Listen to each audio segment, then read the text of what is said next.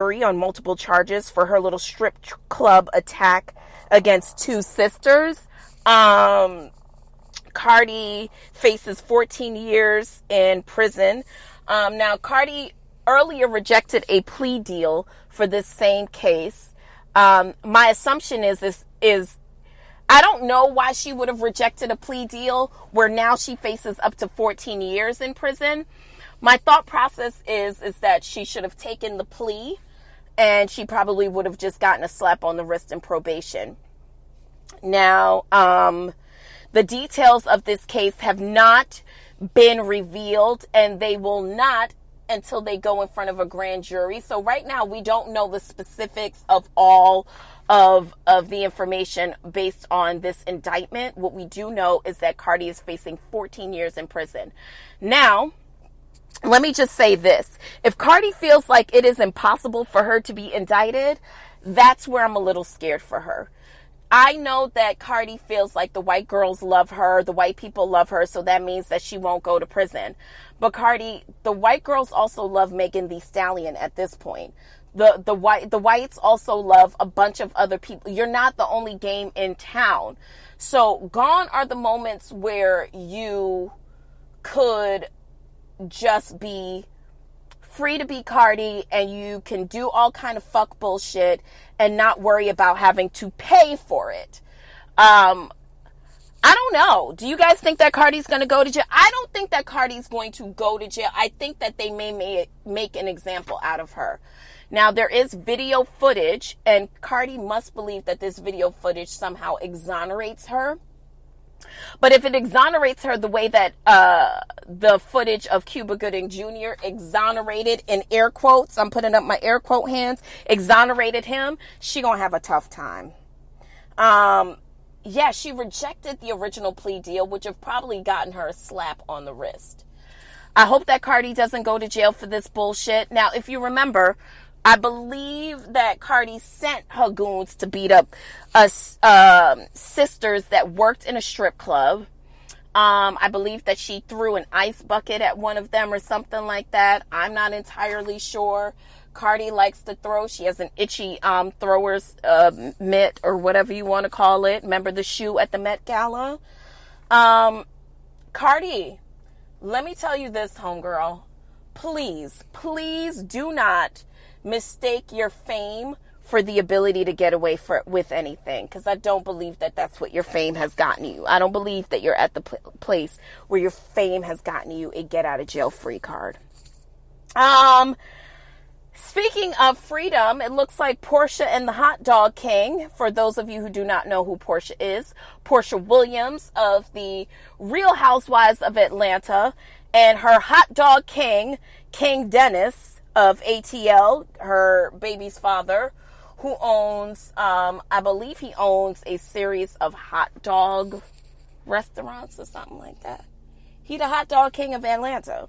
Well, it's being alleged that they broke up. Now, they were set to be married on New Year's Eve of next year. Now, this is all alleged. I don't know that they actually have broken up, but this is all alleged. I hope they have not. And yeah, we'll see more to come on that. Last but not least, there's been a lot of talk this week about reparations and about even the study of reparations. Now, if you are unfamiliar with reparations and the talk that's been going on, there's been a lot of discussion this week in politics on whether or not African Americans should be paid reparations for slavery. Now, if you look at other great calamities that have happened, including the Holocaust and the concentration camp of having Asians in concentration camps here in the U.S., they've all been paid reparations. African Americans have not been paid reparations for slavery. Now, if you know anything, you know families like the DuPonts, the Vanderbilts, the Walton family of Walmart, the Rockefeller family. These are all families that have built their wealth on slavery. Actually, if you know anything about American history, you know that the very foundation of American finances as it pertains to as it pertains to politics and or just inconspicuous wealth of America is built on slavery.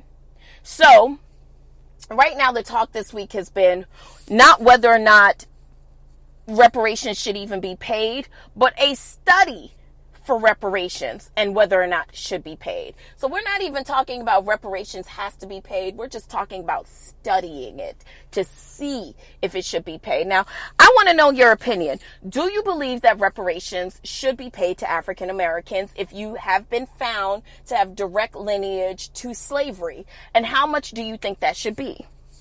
Now, here's my thing. If you include slavery, you include Jim Crow, and you include a myriad of politics that came to follow as a result of slavery, I think that we can all agree that there's been an undue just to the African American community, both social and economic, in the United States. And we are one of the only,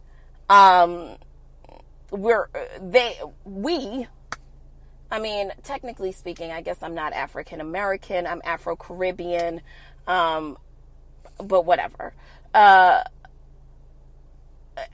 think that there's been definitely a wealth gap that has existed in America due to the foundation of slavery. And I don't believe that African Americans have ever been able to recover from that. Does that make any sense? So in my mind, I feel like even the sheer study of slavery has to be worth something. Do you believe that African Americans should get reparations? Yes or no? And listen, if you believe no, that's not a big deal. Shout out to all my good white Judies out there who are listening. Listen, don't feel bad if you don't agree. We are a place of safety here. And we are a place of non-judgment. So if we don't agree on certain ideologies, that doesn't make you my enemy at all. That just means that we don't agree. That's all. I believe that reparations should be paid to African Americans if there can be a direct lineage trace back to slavery. I 100% do agree. I don't know what that would look like. I don't necessarily know that would look like an actual payment out to each African American. I think what I would like to see is that in impoverished African American communities where it's been found that that people, a group of people or people have been traced back to slavery, I believe that we should pour a great amount into the education system and the housing system in those communities, and that would be the form of reparation. Just a thought, Listen, you don't have to listen to me, you know what I mean? What do I know? But yeah, that's just my thought process right there. Furthermore, you guys, what would it hurt? What would it hurt to just pour a little bit more money into education and housing in these impoverished communities? I'm going to leave you guys with a quick pull-up. I was having a discussion this week with someone, and I wanted to impart something on you. For those of you who think gospel music has come too far. No, for those of you who are living your life in the hopes that, God is going to come down and take you to heaven, and it's going to be just this great guy is going to come from the sky and just lift your soul up, and that's what it is going to be. Would you be disappointed to find out that heaven was really here on earth? That you had the access the entire time to create your own heaven here on earth, or your own hell, just by your own doing? And what I mean by that is, what if you found out you had it within you the entire time to create your own heaven or your own hell on earth? I encourage you today to create your own heaven here. Do the things that excite you. Be fearless about chasing your dreams. There's no age limit to that. There's no look limit to it. There's no limit except for the limit that you place on yourself and the limit that you place on God. There is no limit. Here are 3 things that I know to be true. God is omniscient, meaning he is all-knowing. God is omnipresent, meaning he is already here. You're waiting for him to show up, but he's here already, waiting for you to show up. And God is omnipotent, meaning he's all-powerful. Those are the only things I know. And last but not least, God is infallible, meaning he cannot fail. Right? So if you take those 4 ingredients, omniscience, omnipresence, omnipotence, and infallibility, and partner all of those together, there is nothing that is impossible unto you. Your age is not a hindrance. Your race is not a hindrance. Your sexual orientation is not a hindrance. Your economic means are not a hindrance. Your gender is not a hindrance. Who your parents are does not limit you from doing what you want to do in this life. The only thing that limits you is the box that you've put around yourself and the box that you've put around God. So why don't you take the limits off today? If you want love, go out there and get it. If you want success, go out there and get it. If you want happiness, it's yours for the taking. And it's not going to be anything that you find outside of you. So it's not going to be from another person.